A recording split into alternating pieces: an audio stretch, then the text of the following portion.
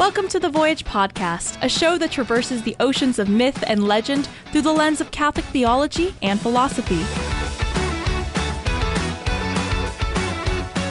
Come aboard as we set sail in pursuit of the heroic life and Christian virtue, with your hosts, Mike Schramm and Jacob Clady.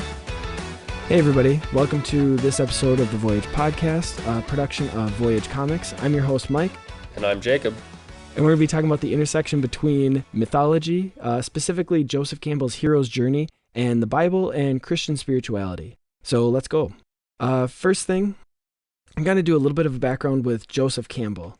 So Joseph Campbell, has been very well known and even more influential, even though he's not necessarily cited or well known. And one of the biggest examples where his influence has been felt in probably the last 5 to 10 years has been with the TV show Rick and Morty, especially with the creator of that show, Dan Harmon. So a lot of people have gone into the writing process of Dan Harmon, and they've talked about all the shows that he's made and how good of a storyteller, a story constructor he is in his shows, not just Rick and Morty, but also in Community.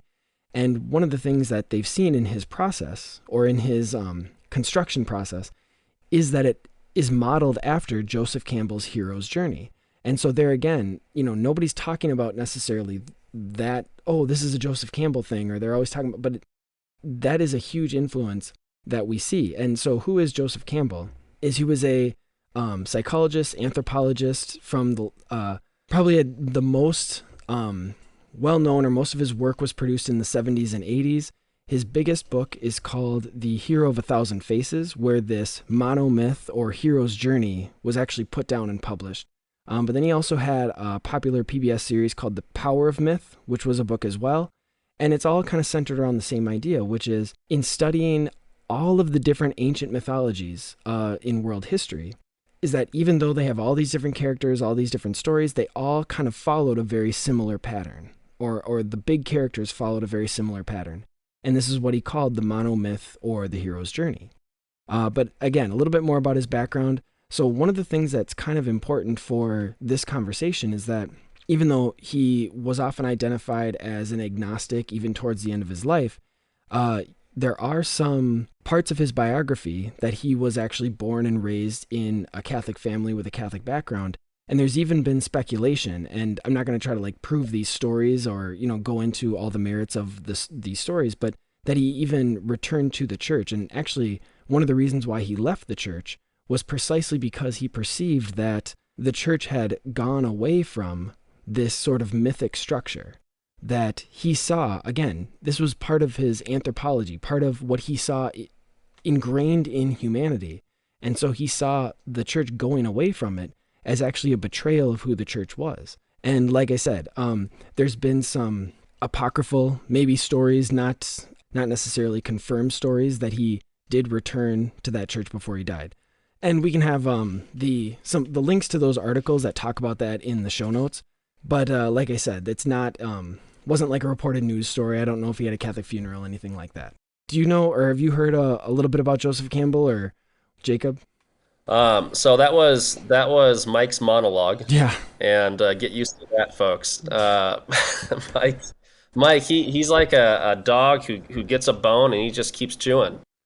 I remember hearing of Joseph Campbell. My introduction to Joseph Campbell was through Star Wars.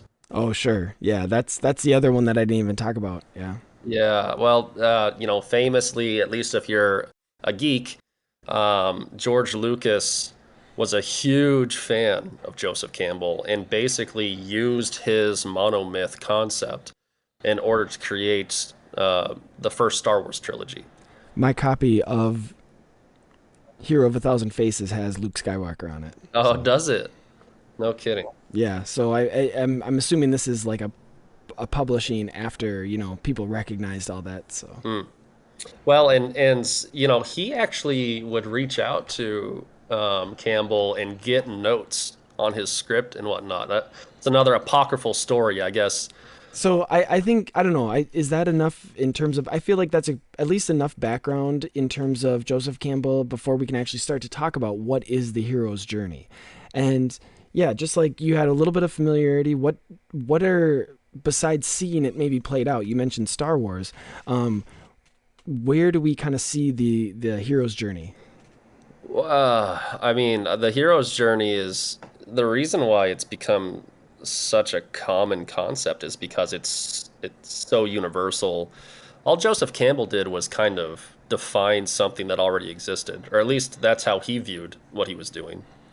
And so Hmm. if you see it in pretty much every story, like ever, right? Like the idea, I don't know if I'm giving too much away, spoiler alert on what the hero's journey is, but you got a person, he's given a calling, he goes out into the wilderness or whatever challenge he has to face, and he comes back and he rewards his community. And so maybe we're getting ahead of ourselves here, but that is the basic gist of everything. So, well, and that's just it. Is why did he recognize that as the basic structure of stories? Like you said, it's the basic structure of pretty much everything of life in general. But what we're going to kind of explore is, why is that the case? Why is this the structure that we see in all of humanity? And maybe there's something more behind that. Maybe there's something, even theological behind that. And not just like putting a God stamp on it, but saying that in the same way that all of these stories are a reflection of us, maybe they're a reflection of us because we reflect something too. That's deep, bro. Well, we're just getting started, right? So, Let's go. so the hero's journey, like, what is it? It's like Jacob said, it's broken up into three main stages. And the first stage is the departure. The hero leaves the familiar world behind. And then that's broken down into five other kind of subsets or substages. But then the next big stage is the initiation. And this is kind of the main chunk of the story. This is the body of the story where most of the transformation of that hero takes place. And then you finally have the third and final main stage, which is the return. The hero returns to the familiar world. And that's actually, even though so much time and so much energy and so much action is spent on the initiation, that return plays an essential function to the story. And not just because it's resolved and everybody lived happily ever after, but as we'll see, it's an important part of the hero, him or herself. It's not just like, oh, we the viewer, or we the reader needed to see a happy ending. And that there again, that's going to kind of tie into that theological component that we'll go through. But and Jacob, as we're going through too, like, we'll kind of talk about the sub stages and stuff. But as we think of examples that pop up. So, you mentioned Star Wars before. I mentioned not so much like specific examples of like, when did this happen in this episode or with this person? But as we kind of recognize those as we're going through them, maybe that will kind of help our viewer too, or listener, kind of see like, oh, I've seen this before. I know where this happens. So underneath the departure, so right, going back to that first stage, you first have the call to adventure, right? And it has to be a call from without. It has to be something outside of the hero, outside of the main character, that is calling to, again, whatever this adventure is. Not, it can even be a relatively mundane adventure. It can't just be some kid. I've decided I want to go to art school. It has to be someone forcing someone to get outside the comfort zone. It's not a personal pursuit. Well, it's personal, right? But it still has to be, even the example of the person going to art school, like, assuming that someone or something is calling him or her to that, right? That it pulls you out of yourself. And that's maybe the bigger thing, is the call to adventure has to be outside of yourself, right? And that's an essential part of being the hero, is that it's not just internal. Even though, as we'll see, that's where the biggest changes are going to happen. But then after that, so there's the call to adventure, and then there's the refusal of the call. And again, Campbell doesn't put this in here, like, he doesn't treat this structure lightly, that he has to have a refusal. There has to be some, because that tells you who the hero is at first, right? This is how we as the reader of the story can recognize the change, is that we have this refusal. And we're going to see that idea of the refusal. It's actually going to return. It's going to come up later in the monomyth, in the hero's journey. Then we have the supernatural aid. which, and this is where I have to kind of give the disclaimer. This is not a Lord of the Rings podcast, and yet, if you're a fan of Lord of the Rings, you can see, maybe that's one of the best, where you can see the clearest examples, but that's because the guy who wrote them was pretty into mythology. I don't know if you'd heard that before, Jacob, but the guy who wrote the Lord of the Rings and the Hobbit, Mike, these always become Lord of the Rings podcasts. Everything becomes all of these types. Everything becomes a Lord of the Rings podcast. It's Lord of the Rings all the way down, right? But I'm okay with that because I am in fact an avid fan. Surprise, right? Yeah. So, and here again, if you want to maybe use The Hobbit or Lord of the Rings as an example, like supernatural aid, I mean, Gandalf is a pretty good example of something like that. And then crossing that first threshold, here again, and I know I've already given the disclaimer, but this is where I can think of that very specific line where Sam says, "This is the farthest I've ever traveled outside the Shire. I haven't gone any further before." And that is a very real threshold that we as the reader get to experience, or we as the viewer. And then the last one of the departure is called the belly of the whale. And this one is it's a reference to the story of Jonah, the biblical story of Jonah. So that's kind of one of our first biblical connections, but it has a wider meaning or a wider connection, especially when you consider like the whole kind of structure of Jonah, that it was in many ways it was made mythologically, that the story of Jonah, the biblical story, was meant to kind of follow this same mythological structure. And that has its own significance, not only in how we're supposed to read the Old Testament or how we're supposed to read the Bible, but even the fact that it was directly alluded to by Jesus for a very important reason as well. So that's that's the end of the departure, is that belly of the whale substage. And that kind of takes us to the initiation, where the hero learns to navigate the unfamiliar world. And so the first substage of initiation is the road of trials. And this is where, again, these play an important part in the story, even though it's not the main boss, it's not the main bad guy, but it's all the kind of side quests that the hero has to go through, because that's what will build him or her up in order to complete that climactic battle, in order to solve that big problem. And so you need this road of trials along the way, not just because it makes the story longer, not just because it creates more content or provides more content for the person or fills out the character more, but because that's actually where the biggest transformation will take place. And then you have the meeting with the goddess. And what's interesting is in Campbell's book, The Hero of a Thousand Faces, he references the Assumption of Mary here. So he even sees this connection between whether it's the Christian liturgy or Christian history or Christian tradition and his monomythic structure. And this has an important part for the characters too, because it's not just giving the aid, it's not just giving the guidance, but that again, just like the call had to be something outside of them, just like the supernatural aid had to be something above them, it's a meeting with the goddess because it's a character who's above our hero. And so it moves that character along, or moves the hero along. And then the next one, which is maybe a little... Oh, go ahead. No, this is like the Great Fairy in Legend of Zelda, folks. Okay. So if you need another reference, the whoa, whoa, whoa, whoa, like that lady, go for the Master Sword. There it is. Joseph Campbell. He's in video games too. So, and I wasn't going to mention Galadriel, but now I have. But there's another there again. It's like I keep telling myself this isn't, but I unfortunately, that's where my mind immediately goes as well. Then you have woman as the temptress. Don't fight it, Mike. Don't fight. Don't fight Tolkien. And this is, it's becoming more and more controversial to have this identification as the woman as the temptress. Obviously, it doesn't even have to be an actual woman in the story, but there's this temptation element to it.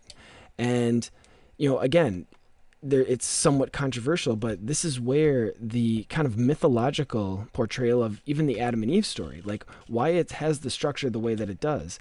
It's not just that it is misogynistic view of the world. And again, biblical scholars will tell you that like the Adam and Eve story, whether it's the creation of Adam and Eve or Eve from Adam or the temptation, like misogyny was not the goal, or that was not the point, but there was a deeper mythological connection. I think that C.S. Lewis had some comments on this, and I forget if this is, what book is this out of? I don't know. It's been a while since I've revisited a lot of C.S. Lewis's stuff, but he talks about, I don't think he uses the language archetype. Maybe he does, but he refers to the idea that there is masculine and feminine as a concept. And then when we refer to mountains as masculine or flowers as feminine, I forget the exact examples he uses. We're not just we're not just applying some kind of subjective reality to it. We're actually tapping into the truth that mountains are in fact properly understood as a manifestation of the masculine, and that flowers are properly understood as a manifestation of the feminine kind of thing. Well, even And the male body, or the body of a human male and the body of a human female, it's not something imposed. It's something that reflects a deeper, more abstract masculinity or femininity. that's right. And if you want to know exactly how that is, you're going to have to look for a more adult themed show, kids. Um, but no, so this idea that the temptress is a temptress, in theory, it doesn't have to be a female character in theory, but what I would say is that whatever persona is manifesting the temptress is manifesting what is going to be considered an archetypical kind of feminine quality that's vital. It's vital to drive the archetypically masculine quality for adventure, right? Well, and So, yeah. well, yeah, no, I was just thinking too, like this is why, and I'm not by any means a scholar in Shakespeare, but doesn't it seem like, if you're familiar with the play Othello, Iago, who's kind of like the primary, like, sneaky, like bad guy, like he brings a lot of tempting elements into the story. It feels like if you watch it depicted in many plays, he is kind of depicted, even though it's always a guy, it's always a man, a male character, but he's tries to come off as somewhat feminine, or does that make sense? Or we No, haven't talked about Othello before, but that's another kind of story element that I hadn't considered. no, I think that makes total sense. Ultimately, and this is probably going to take a while for people, maybe some people, to wrap their head around, right? The archetypical feminine and the archetypical masculine are ever-present realities. Yin and yang, right? If you want to bring in like the Chinese way of describing it. And and any psychologist will tell you that any human being has both of these qualities manifest within them. And if you are playing into the a not outward intense, but a kind of hidden intent, what you're playing into is the feminine. And if you're being bold and brash and outspoken, you're and making your intentions quite clear, you're playing into the masculine. And that's, I hope we don't have to just like apologize for that for every Well, and that's, well, podcast. but here's the thing too, is like, we're not saying, oh, this is better this way, or we're trying to impose even this viewpoint. We're just, this is at least, whether you agree with it or not, this is at least how it's been recognized, or how people have perceived it for most of mythology, most of storytelling, most of human history. Now, a person could argue that like people are wrong in thinking this, or this was backwards, or this was primitive, or whatever. And we're not even, like you said, we're not trying to apologize in the sense of defend it. We're just presenting it as, hey, this is where this comes from. And You know what I mean? and I think this I'm gonna have a lot more fun if we can just accept those terms as a kind of default moving forward, and not kind of bring kind of modern politics into it. Don't you agree, Mike? That we're gonna take Well, these yeah, and ideas on their face as we've inherited, And that's all right? we're still just presenting this is Joseph Campbell's idea anyway. I mean, nobody has to be married to it either, So, I mean, either way, like whether the person wants to or whether I particularly think that obviously so much of what Campbell has said is very insightful, but I'm not beholden to anything and everything that he says either. Neither are you, but neither are we. No, neither do we have to be completely reactive to it and just dismiss it out of hand because that's not the culture that we have been, we grow up with or whatever. Yeah. But you mentioned something, you've mentioned the word archetype a couple of times, and I think that's actually really important because so that idea, not again, archetypes have been around for ever since we've been telling stories, but another really important figure for recognizing the role of archetypes in human mythology, human psychology, human storytelling is Carl Jung, who was a very big influence on Joseph Campbell. And so there's another kind of connection that you've sort of brought up when you talk about this archetype of this figure, and that's actually in later episodes. That's something that I want to explore more is different archetypes and how they play out in different biblical stories, but then also in obviously our ancient mythology, but then our modern mythology. Whether it's comic books, movies, things like that. But we got to keep going. Sure. We have our atonement with the Father, or you'll sometimes hear it as atonement with the Creator. Again, originally in Campbell's, it was atonement with the Father, and I think that's actually more appropriate because it's a more relational term than just a creator. But you have that scene as part of the initiation, which there again, the hero isn't just coming to terms with something greater than him, right? The Father is always representative as greater than the Son, whether it's a divine father figure like a mentor or the biological father. But there has to be this atonement, and it's an essential part of the hero's development. And it's not just he has to conquer something, right? Even though you see that in, I think of Oedipus, especially the Oedipus Rex play or kind of myth or whatever, where it's like it takes that atonement with the father that it takes it to its extreme, right? Sure. Yeah, absolutely. To such a degree.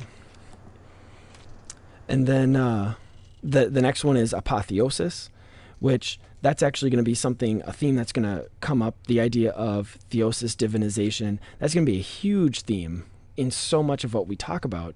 But apotheosis will be, that's that sort of like, that's kind of the climax of the story.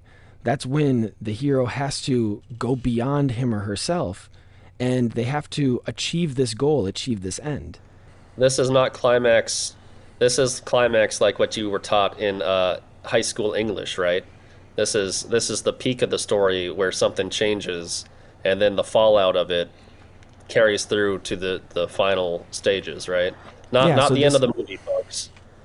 There again, and for better or worse, because we've gotten so used to this story structure, even when you have movies which try to invert it or turn it on its head, whether it's the timing of the movie or the way that different events are presented to you, they're still dependent on this structure, even when they try to switch things around, which we didn't really talk about at the beginning of this, but some of these events in the hero's journey, they don't have to be as concrete. They don't have to fit this order as closely, like, the woman as temptress always comes before atonement of the Father or something like that, or the belly of the whale always comes after the crossing of the first threshold.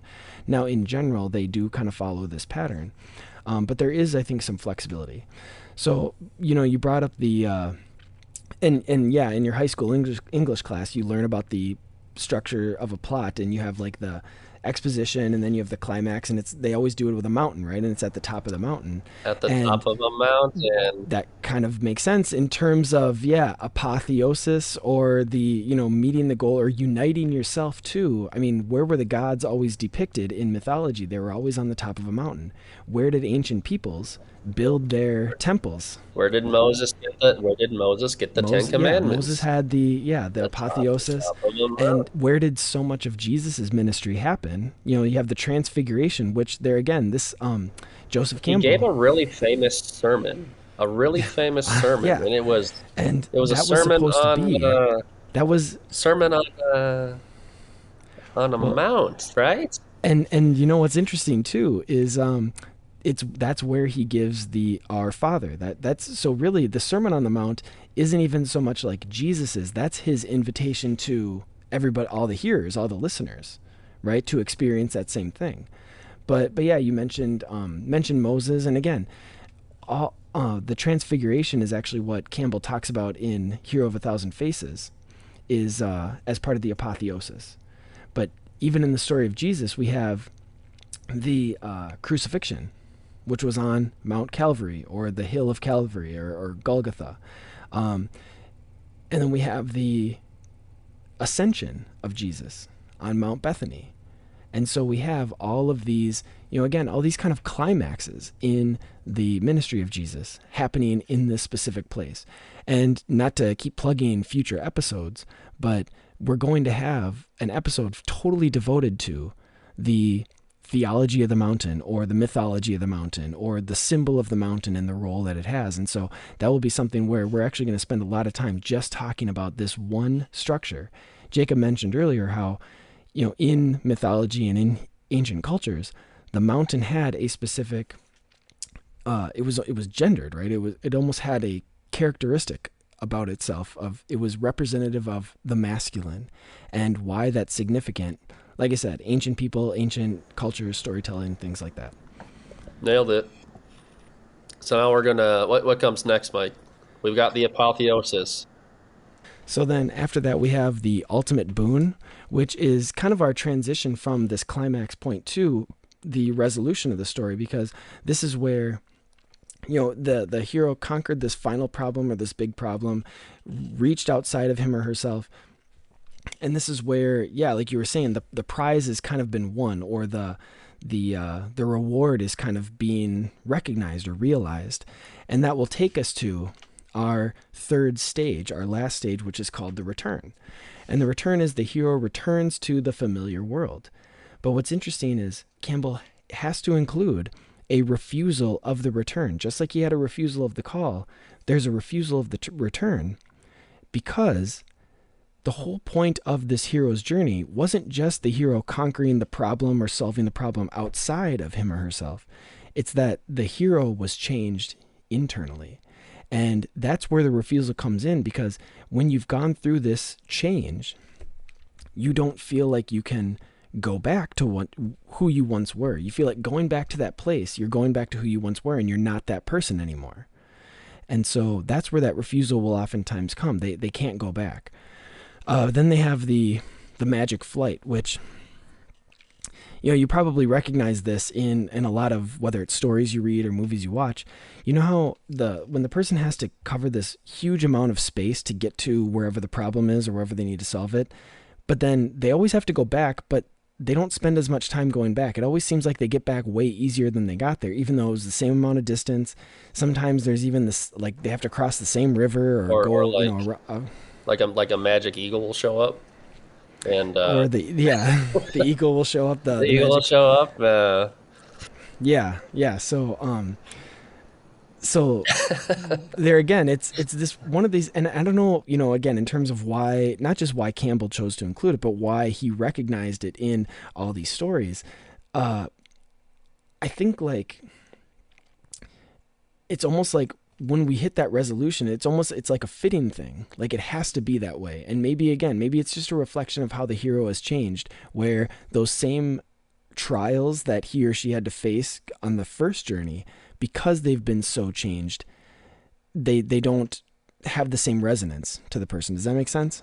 No, I think so. And it's an interesting question of whether or not it's just kind of practical, or if it's really like metaphysical, like there's actually a reality to it, a patterned reality, where having achieved the apotheosis and the ultimate boon, and doing the refusal to return thing, but then going back, is it true to reality that the way home is simply less hard than the journey away from home? Or is it just a kind of practical storytelling device, right? We can probably dig into that more, And I would even say, I don't even think they have to contradict each other. I would say the practical flows from the metaphysical, like you were saying. It's almost like we, as the reader or the viewer, it is fitting to us. It makes more sense because of what we've seen, how we've seen the character change, you know? Mm-hmm. So then there's the rescue from without, the crossing of the return threshold, which crossing of the return threshold, again, just like the crossing of the first threshold was so big and so impactful, crossing of the return, they're going back as changed people. So even though the place that they're going back to is the same, so to speak, they're viewing it with different eyes. And so it has that same impact on the character because of who they are. And so and like I said, even though they're going back to the same place, conceivably, or the same environment, whatever that happens to be. And then it reminds me of this is kind of a wonky application, but maybe not. G.K. Chesterton's famous, reference to coming to Catholicism. He said, that he went out from the shore, and he was using an analogy in this context here, where a British person leaves England in a boat and he travels around and he doesn't realize it, but he gets lost in the ocean and comes upon a fantastic island that really blows his mind, and he thinks it's awesome. And it turns out that he's just returned back to England. It's just that now he sees it with fresh new eyes. That's kind of what you said, just reminds me of that kind of Chestertonian kind of reference to. And a lot of people who would be described as not converts, but reverts would say something similar, where it's like, oh, I was born and raised, Catholic, and I imbibed all of this, went to Catholic school or received the sacraments or whatever, but it wasn't until looking on with adult eyes or with an adult understanding where I was actually pursuing it for myself and not because mom or dad was making me. And so they see the church not just as something imposed, but now, like you said, they see, England, in a new way. They see it more as home, not just an absence makes the heart grow fonder either, right? But they're actually seeing it in a new way. I can almost imagine that it's almost like Planet of the Apes sort of inverts that or like subverts it, because they have the crossing of the return threshold, which, it's kind of the big twist at the end. And again, it's been around for like 50 years. Spoiler alert. One. So yeah, but they came back to Earth, right? Or they came back to Earth just however many years in the future. And so it's not even, it's, in a sense, it was looking on it with fresh eyes, and he didn't realize it until you have that final famous scene where he sees the Statue of Liberty. But that's obviously huge for the character. If you don't know what we're talking about, folks, go find yourself Charlton Heston's Planet of the Apes, 1968 or something like that. Stop this podcast and go watch that movie. You may proceed. So you're not talking about the was it Tim Burton and Mark Wahlberg? I remember seeing that as a middle schooler in theaters. The makeup effects were awesome. I'll say that much. The makeup effects. I think it's one of those things where, we might just have to be the trolls who have those hot takes about movies that everybody hates. I know we've had private conversations about how I would just, tell people, oh yeah, the final season of Game of Thrones is my favorite, or, oh, I love the Hobbit movies. Yeah, and are you sure you want to alienate our audience just yet, Mike? No. Yeah, exactly. So, well, you know what? Screwy ideas, folks. He's got screwy ideas. Fortunately, the Mark Wahlberg Planet of the Apes is probably such a obscure reference at this point. Even that's it's going more obscure than the 1960s Heston flick. Yeah, I don't know. I think it came. I think I was like 99 or 2000. Listen, it's got its merits, but largely it's garbage. Okay, we have the Master of Two Worlds, which there again, sorry to keep us moving along. This is not meant to be a 3 hour long podcast, or at least 3 hour episode. But right. We have Master of Two Worlds, which there again, this is something that shows the change in the hero, but it's an essential part that he or she can't just be the master of this world where they conquered the bad guy, conquered the enemy. They have to be a master of home too.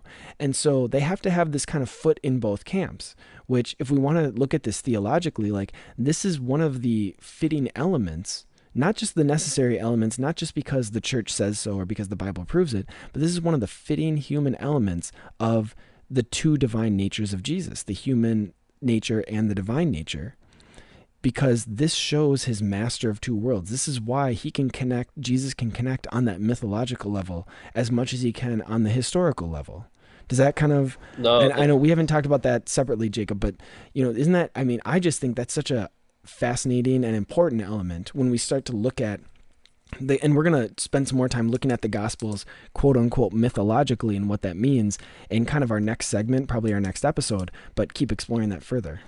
no, it's a whole conversation unto itself, right? But early church fathers, famously Saint Irenaeus, have this concept of recapitulation, and That's a nice foreshadowing for the next episode, by the way. right. I guess I'll try not to give too much away, but the basic idea inherent to ancient Christianity as such is that Jesus had to embody all aspects of the human life. He had to journey through all aspects of humanity, if you will, up until death. He had to be one born under the law, right? did. We can look at this both and element in pretty much every aspect of Jesus. And like I said, that's kind of getting ahead of ourselves because that's what our whole next segment or next episode is going to be about.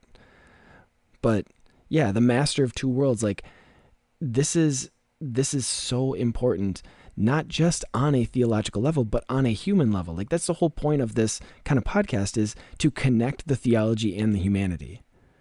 Which we both recognize is already there. It's not like that connection's ever been severed, but it's maybe been severed in the modern mind or severed in the mind that isn't ordered towards that.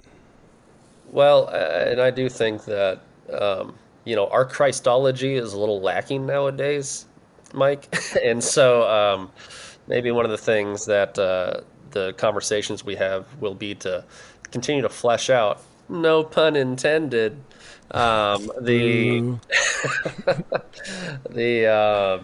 the reality of what the incarnation was, and how it is this quote unquote mythic reality for everybody that we all are living through, frankly, and that's some deep stuff to get into it. And we're going to say this probably 5,000 times by the end of this podcast, but mythological is not the opposite of historical. It's not the opposite of real. It's not the opposite of truthful.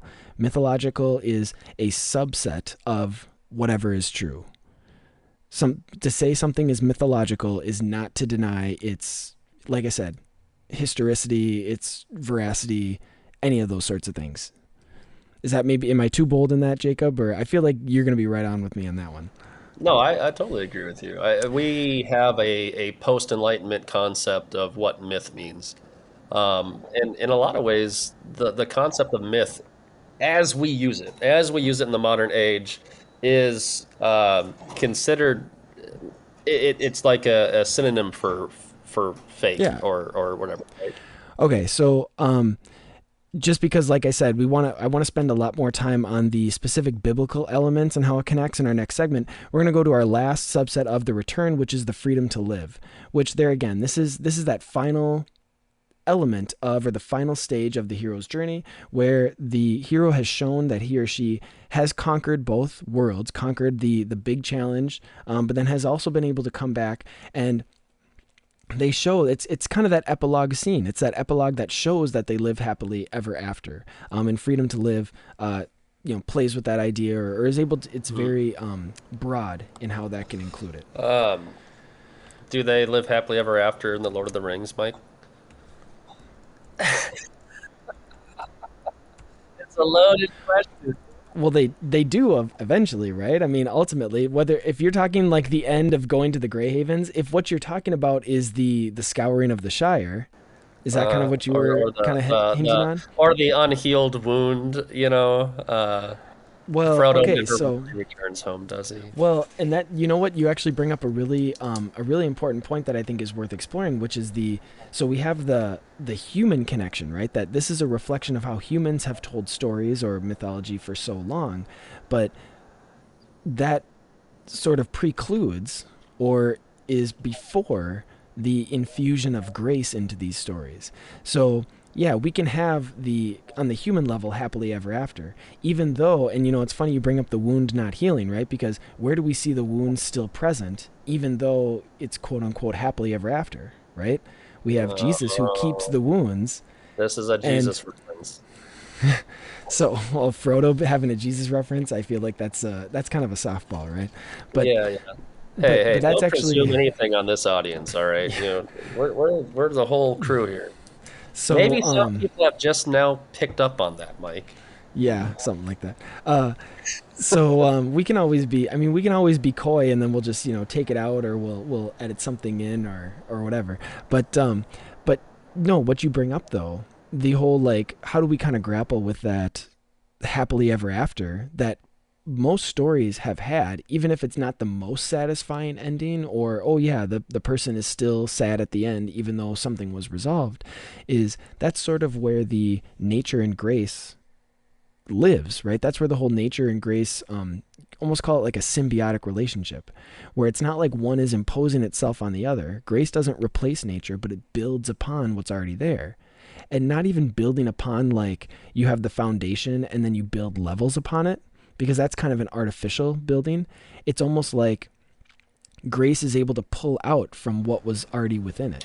Or like that scene in The Great Divorce where you got the little lizard on the shoulder, and then the angel crushes the lizard and it turns into a horse, right? So like grace takes the raw material and it doesn't erase it; it transforms it, right? But nothing ever truly Yeah, so gets replaced or goes away. and this is still somewhat of a debated topic within Catholic theology of like where exactly or how does exactly does this look, because you almost don't want to like dismiss the importance of grace by saying, oh, we by our human nature are created for imperfect knowledge of God or imperfect relationship with God, which we would even recognize a person apart from baptism, whether you want to talk about Socrates, Plato, or Aristotle, they can come to just by the nature of their intellect some imperfect knowledge of God.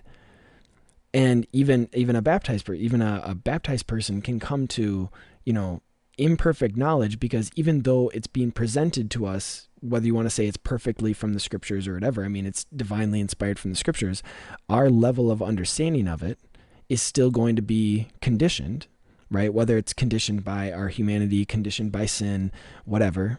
Um, but is it still innate? And are you taking away the importance of grace by saying that we have something within us? And that's where you get into the whole, humans are made in the image and likeness of God. And you'll have some theologians who want to push that. And I would say like it's a good thing that they want to keep pushing that, not to the level of heresy or anything. But that's how you move our understanding. That's how doctrine develops, is by being able to kind of push that envelope or push those boundaries within the limits of church teaching. Well, and there's a great book by an Orthodox monk called The Tao of Christ. And it's a reference to Lao Tzu or Lao Tzu or however you pronounce his name, Mm-hmm. different pronunciations. And so this is, you brought up Socrates or Plato or Aristotle, but it's a truly, the belief is that you can look at what other, profound thinkers throughout history and even in different cultures, and it would be it would be weird if we couldn't see Christ, because Mm-hmm. Christ is truly present, in filling all things, and everything. Every human reflects it. So, and it's not some kind of wishy-washy, subjective or what's the word I'm looking for, Mike? All roads lead to the same end. Like relativistic. Yeah, Relativistic, is that kind yeah. of what you're? It's not. That's Yeah. not the word. It starts with an S. It's such an obvious word too. But Subjectivism. no, I said that one. But basically, it's like the coexist bumper sticker. Like Okay. it's not that. I'm not advocating that all paths are equal. Syncretism. Syncretism. That's the There it one. is. There's Yeah. the word of the day. We'll edit out the hemming and hawing, right? Yeah, right. Um, but I'm not advocating for some kind of wishy-washy syncretism. I am merely pointing out that Christians have always understood that Christ is everywhere. And we refine and we find him in all kinds of stories throughout histories and cultures and whatnot, and Well, philosophies. and this isn't just like our genius reflection on this. You can Oh, actually I have made this up. there's I'm the one that yeah. figured this out, Mike. So there is a concept in Christian history, Christian theology, which is called the seeds of the word, and you see this going back all the way to one of the earliest Christian writers, thinkers, evangelists in Saint Justin Martyr. And Saint Justin Martyr talks about how he was somebody, he was coming from a pagan philosophical background, and he converted to Christianity, sacramental Christianity, hierarchical Christianity, precisely because, like Jacob was saying, he saw Christ everywhere, but he saw it in hidden or shadows, in hidden ways or in shadows, but he saw it fulfilled ultimately through the church. And so we have a couple of works by St. Justin Martyr called the Dialogue with Trypho, which is actually where you get the phrase seeds of the word. But then we have a couple of his apologies when he was brought before the Roman governor before his execution. And that's why he's called Justin Martyr. But this is where, again, even though you'll have examples in the New Testament of St. Paul and St. Peter, especially talking about the ancient poets or talking about the Old Testament or the Old Covenant being fulfilled in Christ, it's in a lot of these Gentile converts where they were able to take their, whether it was mythological or pagan or philosophical background, and philosophy was not something identified with much of revelation. And really there were even some early Christians who wanted to separate those two ideas of you have revelation or grace, and then you have philosophy or nature, human nature. But St. Justin saw the connection between those two. And like I said, he described it as there were seeds of the word everywhere. And that's all really, when we talk about Joseph Campbell, when we talk about ancient myths, when we talk about pre-Christian myths or post-Christian myths, right? That's all the Marvel Cinematic Universe is a post-Christian mythology, right? And who are the Avengers but the new pantheon? And just like St. Justin was able to recognize seeds of the word in all of those pre-Christian mythologies, and like you were talking about with the Christ the Eternal Tao, which even C.S. Lewis talks about that in, I think it's Abolition of Man, or maybe it's Mere Christianity, Yeah, he where he uses talks about the Tao. Tao. Yeah, he uses Tao as his reference point because he doesn't want people to get tied up in thinking that he's being a Western chauvinist. Well, and what's interesting too is that C.S. Lewis uses it more in terms of morality, right? He talks about the Tao as like the natural law, Yeah. but it doesn't even have to be reduced to just morality. It was something that you can see in all aspects of human nature. To be honest, it might even be the abolition of man, where Lewis talks about mountains being fundamentally masculine and whatever the reference he was for women. But it's and you're right that he was talking about morality, but I think that he was using the term morality, frankly, as just an easy reference point for a mass audience. But I think the heart of Well, and he was talking about the moral argument for God, so that was kind of his. well, and but the heart, I earnestly believe that the heart of what he was getting at was something that wasn't merely confined to simple ethics, right? And I think that Lewis knew that when he was writing that book, and I think that Oh yeah, he was somebody who was well versed in mythology apart from any of his, and again, we didn't even talk about this yet, but I mean that's what it was, Tolkien and Lewis's love of mythology that ultimately led to Lewis's conversion. no, absolutely. Not just to a moral way of life, but to the whole Christian thing. Well, and he never lost his love of those pagan myths, right? And if I thought that Christianity meant I couldn't enjoy Star Wars, I would be sad. But I don't think that. I think that I love stories. I've always loved stories, and there's great stories from all over the world and all throughout history.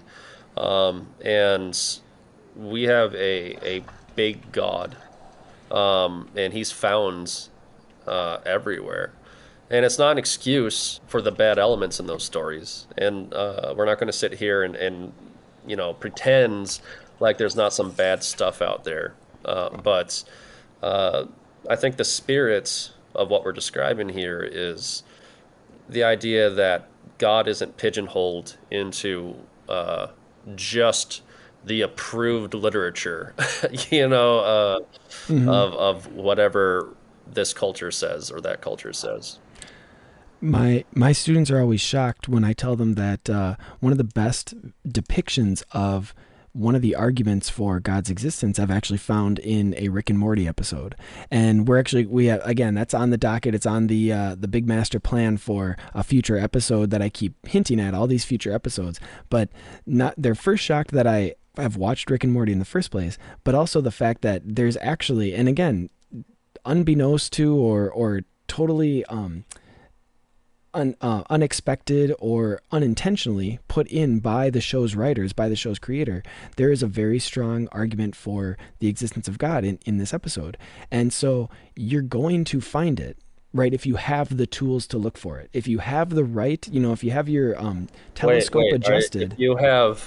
If you have eyes to see and ears to hear, Mike. That was really clever. Did you just make that up? I think I did. That's probably Jacob original. You might want to get that trademarked. Yeah, probably. So like I said, we've teased a lot of things, and we're actually coming up to the point where we kind of have a nice break in this episode. We're going to come back. Our next episode is going to be talking about where do we see this specifically in the Bible? So we've kind of gone through our introduction of what is the hero's journey, what does it look like. We've used a lot of examples, some from the Bible already that we've teased, some from ancient and modern works of literature or ancient and modern mythologies. And now we're going to be looking specifically, how were the Gospels mythological? And not that goes against their historicity, not that we're not trying to say the resurrection didn't happen or Jesus didn't exist, but how do the stories of Jesus fulfill these human mythological elements? Yeah, so thanks, Jacob, and thanks to all those who joined us this hour. Goodbye, folks. We hope it was fun and beneficial for you. Please subscribe to the Voyage Podcast so you don't miss our upcoming episodes. We hope you'll join us for our next episode as we continue our discussion on the hero's journey.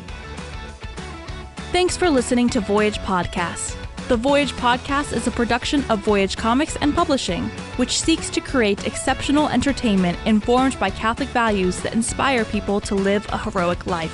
Voyage Comics seeks to advance truth and beauty found in powerful stories. To learn more, visit voyagecomics.com. You can also follow us on Facebook, Twitter, and Instagram